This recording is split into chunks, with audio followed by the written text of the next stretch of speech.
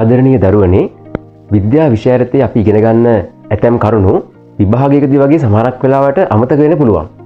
අන්න ඒ වගේ තැන්වලදී අපි දැනගන්න ඕන අපි දන්න කරුණු වලින් අර අමතක වෙච්ච කාරණා මතක් කරගන්න පුළුවන්ද කියලා.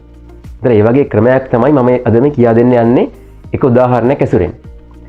ඔබ දන්නවා අපේ 10 වසර පළවෙනි පාඩමේදී හම්බ වෙනවා ඩයිසැකරයිඩ් ගැන. මොනොසැකරයිඩ්, ඩයිසැකරයිඩ්, පොලිසැකරයිඩ් කියලා කාබෝහයිඩ්‍රේට් අපි කාණ්ඩ තුනකට කඩලා ඉගෙන ගන්නවානේ. එතෙන්දී කිසියම් දරුවෙක්ට ඩයිසැකරයිඩ් වලට අදාළ ඒ රසායනික සූත්‍රය අමතක වුණා කියලා හිතමුකෝ. එහෙම අමතක වෙන්න පුළුවන් නේ. අන්න ඒ වගේ තැන්වලදී අපිට පුළුවන් නම් අපි දන්න දේ ඇසුරෙන් අර අමතක වෙච්ච කාරණා මතක් කරගන්න විදියක්. උදාහරණයක් විදියට අපි දන්නවා මොනොසැකරයිඩ් වල අදාළ සූත්‍රය අපි දන්නවා. හරිනේ මොකද්ද? ඩයිසැකරයිඩ් වල රසායන සූත්‍රය තමයි දැන් අපිට අමතක වෙලා තියෙන්නේ. හැබැයි අපි දන්න කාරණාව තමයි මොනොසැකරයිඩ් අණු දෙකක් එකතු වීමෙන් ඩයිසැකරයිඩයක් සෑදෙනවා. එතනදී ජල අණුවකුත් පිට වෙනවා. ওই කාරණා ටික අපි දන්නවා. එහෙනම් දැන් බලමු මේ අපි දන්න කාරණා වලින් අර අමතක වෙච්ච කාරණා මතක් කරගන්න පුළුවන්ද කියලා.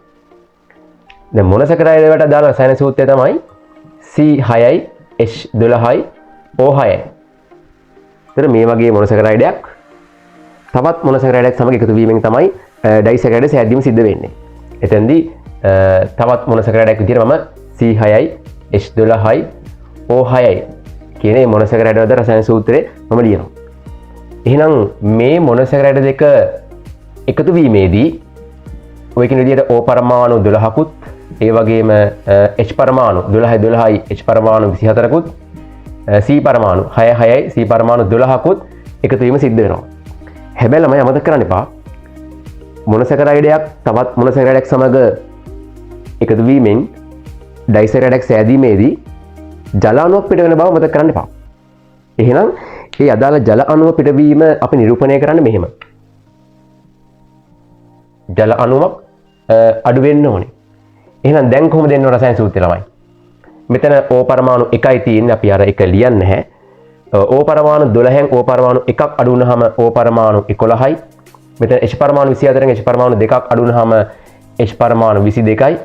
C12න් මෙතන කාබන් පරමාණු නැති හින්දා අඩුවීමක් සිද්ධ වෙන්නේ නැහැ. කෙලින්ම කාබන් පරමාණු 12 මෙතන මෙහෙමම තියෙනවා. එහෙනම් බලන්න මම ආපු සූත්‍රය C12යි H22යි O11යි. ඒතර මේ අපිට ඇවිල්ලා තියෙන්නේ මොනොසැකරයිඩ් දෙකක් එකතු වෙලා ජල අණුවක් පිටවීමෙන් හැදිච්ච ඩයිසැකරයිඩ් වල අදාළ රසායන සූත්‍රය තමයි දැන් මේ අපිට ඇවිල්ලා තියෙන්නේ. ඉතින් මෙන්න මේ වගේ විභාගයකදී ළමයි අපිට කරුණු සමහර කරුණු මතක ගන්න පුළුවන්. හැබැයි ඒ වගේ තැන්වලදී කලබල වෙන්නේ නැතුව Taman දන්න කරුණු ඇසුරෙන් මෙන්න මේ කියන අමතක වෙච්ච කාරණා ගන්න උත්සාහ කරන්න. මෙවැනි කරන මොන තරම් මේ විද්‍යාව විෂය තුල අපිට හම්බ වෙනවා.